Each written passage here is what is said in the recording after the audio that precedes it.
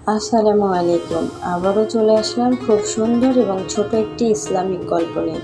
আশা করি আপনাদের খুব ভালো লাগবে। ভিডিওটি স্কিপ না করে পুরো ভিডিওটি দেখার অনুরোধ রইল। রহিম একজন সহজ সরল সাধারণ মানুষ, নামাজ রোজা একদম পাক্কা। তার স্ত্রী হাফসা একজন পর্দাশীল ভদ্র ও দয়ালু নারী। একদিন রহিম অনেক হতাশ হয়ে বাসায় ফিরল। দোকানে বিক্রি হয়নি কিছুই, হাতে এক টাকা পর্যন্ত নেই। চুপচাপ বসে পড়ল দরজার এক কোণে।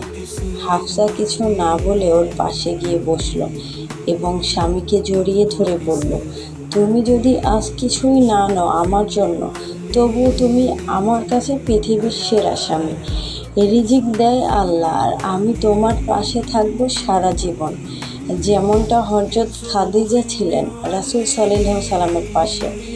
রহিমের চোখ থেকে পানি ঝরল। সে বলল, তুমি শুধু স্ত্রী না, তুমি আমার ঈমানের শক্তি। ওই রাতেই তারা একসাথে তাহাজ্জুদ পড়ল। 3 দিন পরই এক ব্যবসায়ী রহিমের দোকানে এসে অর্ডার করল। খুব বড় একটি অর্ডার ছিল, যা তাদের চাওয়া পাওয়ার থেকেও অনেক বেশি ছিল।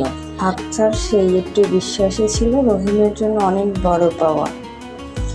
এই গল্পটা থেকে আমরা যা শিখলাম, একজন ভালো স্ত্রী কখনো টাকা দেখে ভালোবাসে না, বরং স্বামীর পাশে দাঁড়িয়ে আল্লাহর উপরে ভরসা রাখে।